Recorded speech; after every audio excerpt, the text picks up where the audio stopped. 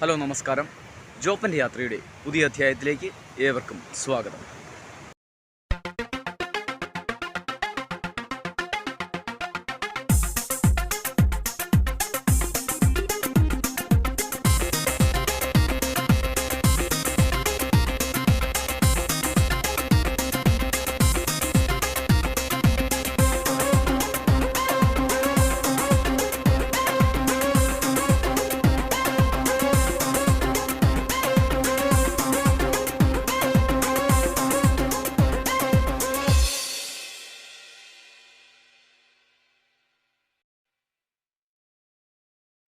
അക്കരെ കോഴിക്കോട്ടേക്ക് പോവുകയാണ്.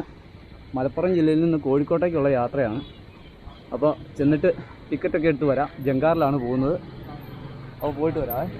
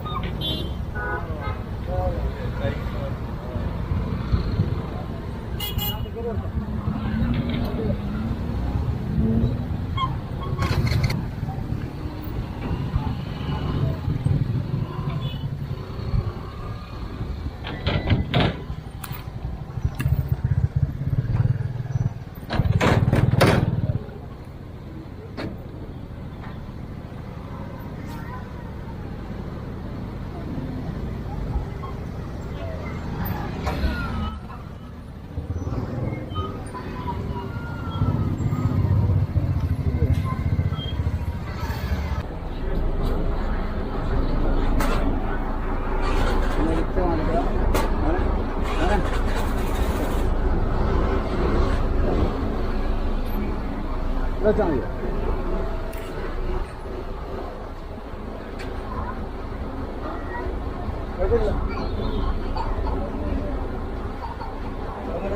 ഞാൻ പോട്ടെ.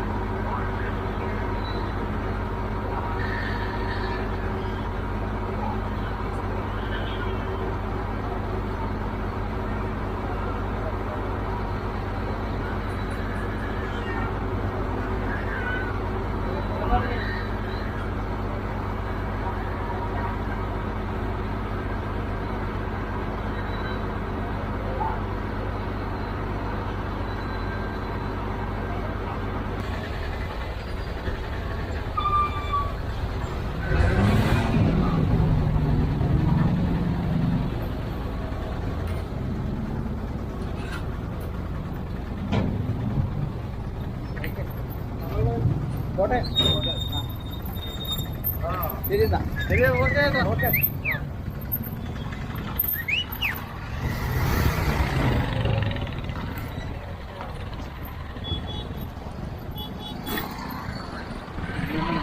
കോഴിക്കോടിൻ്റെ മണ്ണിലോട്ട് കയറി. അങ്ങനെ നമ്മൾ കോഴിക്കോട്ടിലോട്ട് കയറി അല്ലേ.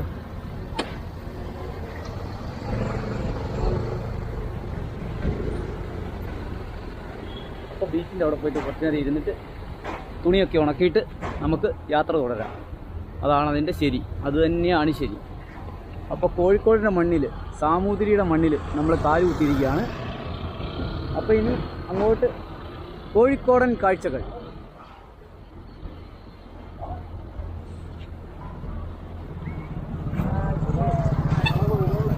ഞാൻ അവിടെ പോയിട്ട് തുണി കഴുകിയായിരുന്നേ, അതൊന്ന് ഉണങ്ങാനിടണം. അത് ഉണങ്ങിയിട്ട് പോകാമെന്ന് പറഞ്ഞാൽ ഒരു 2 വർഷം. എല്ലാവരും ചവിട്ടി ചെല്ലണ്ടേ, പോകുമ്പോൾ ഒറ്റ പോക്ക് എല്ലായിടും കണ്ടു കേട്ട് തിരിച്ചു പോവുക.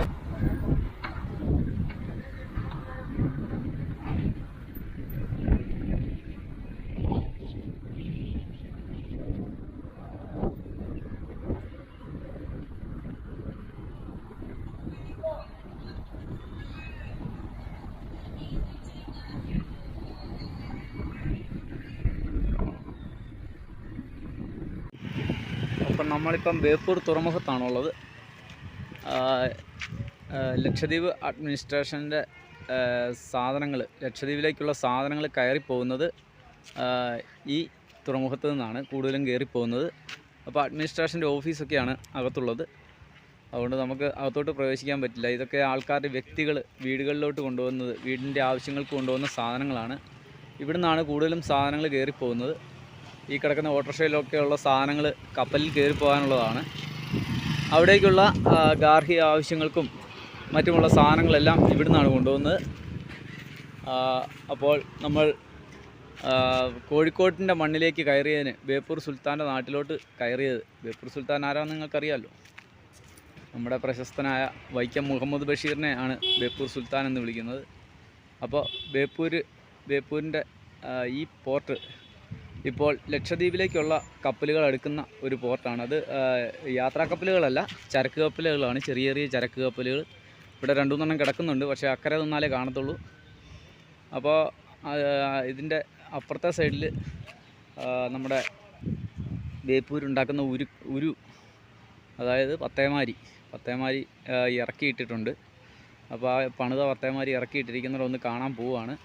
അതിനു മുമ്പായിട്ട് നമുക്ക് കുഞ്ഞിനെയൊക്കെ ഇവിടെ സെറ്റാക്കിയിട്ടുണ്ട്. ഞങ്ങൾ ഭക്ഷണമൊക്കെ കഴിച്ചിട്ട് പതിയെ യാത്ര ചെയ്യാമെന്നാണ് വിചാരിക്കുന്നത്. കുഞ്ഞി ഇവിടെയുണ്ട്. കുഞ്ഞിനെ കുറച്ച് കഴിഞ്ഞ് ഞങ്ങൾ അപ്പുറത്തെ സൈഡിലോട്ട് പോകണം. കുഞ്ഞ് ഭക്ഷണം കഴിച്ച് കഴിഞ്ഞ് ചെറിയൊരു മയക്കത്തിലാണ്. അതുപോലെ തന്നെ നമ്മുടെ പവർ ബാങ്ക് ഇവിടെ കുത്തിയിട്ടേക്കുകയാണ്. അത് കുറച്ച് ചാർജ് ആകുന്നതിന് ശേഷം പോകാമെന്നാണ് വിചാരിക്കുന്നത്. അവളുടെ ഉറങ്ങുവാണ്. അപ്പോൾ ഇവിടെ ഇരുന്ന് കുറച്ച് കാര്യങ്ങളൊക്കെ കണ്ട് നമ്മൾ പതിയെ പോകാമെന്ന് വിചാരിക്കുന്നു. അപ്പോഴത്തെ നമ്മളിപ്പോൾ ഉള്ളത് ബേപ്പൂർ ഹാർബറിലാണ്. മീനൊക്കെ വന്ന് അടുക്കുന്ന, ഒരു സൈഡിൽ ലേലം നടക്കുന്നു, ഒരു സൈഡിൽ പെട്ടികളിരിക്കുന്നു. അപ്പോൾ ഓരോ കമ്പനികളുടെ ഷെഡുകളാണ് ഇവിടെ ഉള്ളത്. ഒരുപാട് കമ്പനികളുടെ ഷെഡുകളുണ്ട്. അതേ സമയത്തേ അത് കണ്ടോ, ഐസ് ബോട്ടിലേക്ക് ലോഡ് ചെയ്യുന്നുണ്ട്. വലിയ വലിയ ബോട്ടുകളാണ്. ഇതൊക്കെ ഒരാഴ്ചത്തേക്ക് പോയി കിടക്കുന്ന ബോട്ടുകളാണ്. 2 ആഴ്ചയൊക്കെ കടലിൽ കിടക്കുന്ന ബോട്ടുകളാണ് ഇതൊക്കെ. അപ്പോൾ അത്തരം ബോട്ടുകളിൽ 35 പേര് 40 പേരാണ് പോകുന്നത്, വല വലിച്ചു കയറ്റാനും ഇതൊക്കെ ആയിട്ട്. അപ്പോൾ ഇവിടുത്തെ ചെമ്മീനൊക്കെ വന്നിട്ടുണ്ട്. ചെമ്മീൻ വന്നതൊക്കെ ആൾക്കാർ എടുക്കുന്നുണ്ട്. അത് ചിലപ്പം ബോട്ടുകൾ കൊണ്ടുവന്ന് ഇട്ടതിന് ശേഷം 1-2 ദിവസങ്ങൾ കഴിഞ്ഞാണ് അവർ വില അനുസരിച്ചാണ് കൊടുക്കുന്നത്. കാരണം ഐസിൻ്റെ അകത്ത് കിടക്കുന്നതാണ് ബോട്ടിൽ. അപ്പോൾ ഇവിടെ ഡീസൽ അടിക്കുന്ന സ്ഥലമാണ്. ബോട്ടുകൾക്കൊക്കെ ഡീസൽ അടിക്കുന്ന സ്ഥലം. ഇന്ത്യൻ ഓയിലിൻ്റെ പമ്പാണിത്.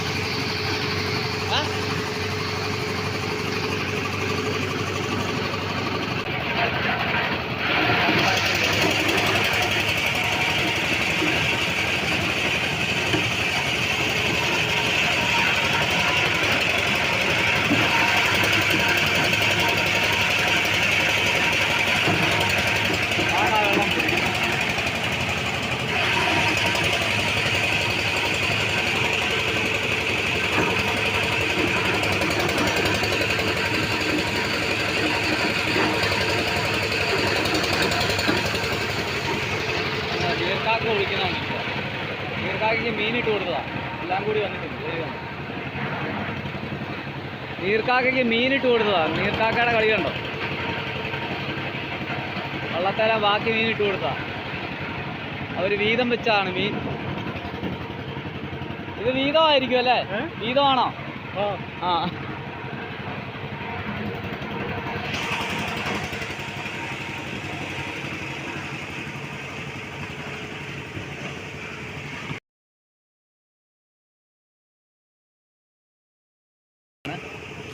ഒന്ന് അടിച്ചോണ്ട് പോകുന്ന കണ്ടോ?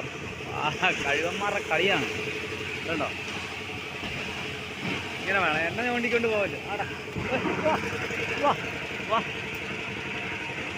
ഓരോരുത്തന്മാർ വന്ന് അടിച്ചോണ്ട് പോയത് കണ്ടോ? അടിപൊളി സീനാണ്.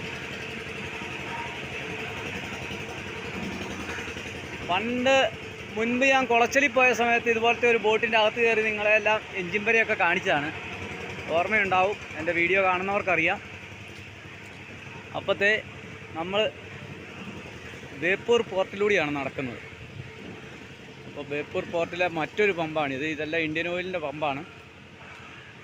അപ്പോൾ നമ്മളിതിലെ ഇങ്ങനെ കറങ്ങി നടക്കുകയാണ്. ഇരിക്കുന്ന ഒരുത്തൻ. എന്നാണ് വിശേഷം? സുഖമാണോ? നിനക്ക് മീൻ കിട്ടിയില്ലേ? ആ വണ്ടി തള്ളിപ്പോയപ്പോഴത്തേനും പോയി എടുക്കാൻ പറ്റായിരുന്നു. കൃഷ്ണപ്പരുന്ത് ഇരിക്കുന്നുണ്ട്. കൃഷ്ണപ്പരുന്ത് മേളിലുണ്ട്, താഴെയുണ്ട്, താണ്ടിരിക്കുന്നത്. അപ്പുറത്തിരിപ്പുണ്ട്. ഇതാണ് കറക്റ്റ് മറ്റേ ബോട്ടിൻ്റെ മേളിൽ കൃഷ്ണപ്പരുന്ത് കറക്റ്റ് ഇരിക്കുന്ന ഒരു സീൻ. ചിരിച്ചോണ്ടായിരിക്കുന്നത്. അതേ അടുത്ത ബോട്ടിൻ്റെ മണ്ടയിലും ഉണ്ട്. അവരുടെ ഒരു ഏരിയയാണിത്. ബോട്ടുകൾ നിരന്ന് കിടക്കുന്നുണ്ട. കാരണം ഇപ്പം മീൻ കുറവായതുകൊണ്ട് പണി കുറവാണ്. ആളുകളൊക്കെ പോകുന്നത് കുറവാണ്. ചെറുവള്ളങ്ങളാണ് കൂടുതൽ പോകുന്നത്. വലിയ ബോട്ടുകൾ ഒരാഴ്ചത്തെ കിടപ്പിന് പോകാറില്ല.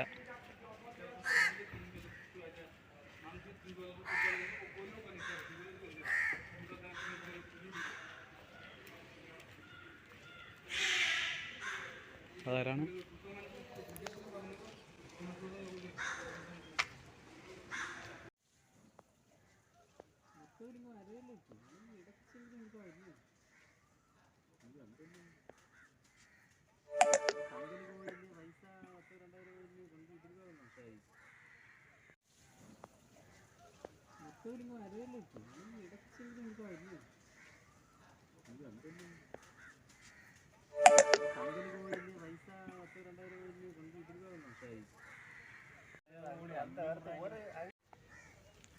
ഈ കിടക്കുന്നതാണ് മറൈൻ എൻഫോഴ്സ്മെൻറ്റിൻ്റെ 3 ബോട്ടുകൾ. അതുപോലെ തന്നെ ചെറിയ വള്ളങ്ങൾ, 20 പേര് പോകുന്ന വള്ളങ്ങളും 35 പേര് പോകുന്ന വള്ളങ്ങളും 50 പേര് പോകുന്ന വള്ളങ്ങളുമാണ് നിറയെ കിടക്കുന്നത്.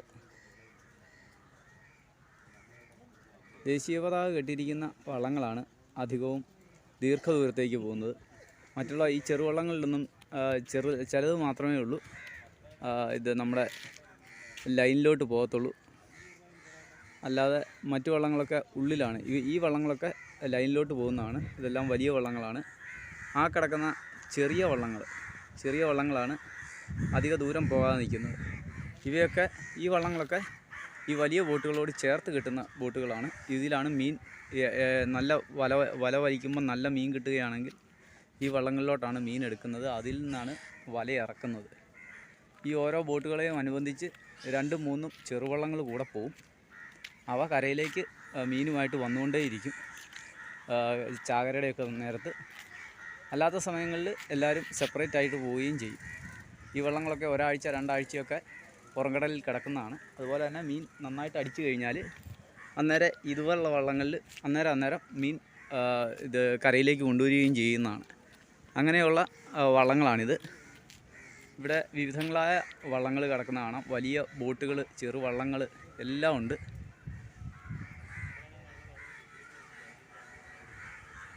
അപ്പോൾ ഈ കാഴ്ചകളൊക്കെ കണ്ട് നമ്മൾ കോഴിക്കോടിൻ്റെ മണ്ണിലൂടെ ബേപ്പൂരിൻ്റെ കാഴ്ചകൾ കണ്ടിട്ടാണ് പോകുന്നത്.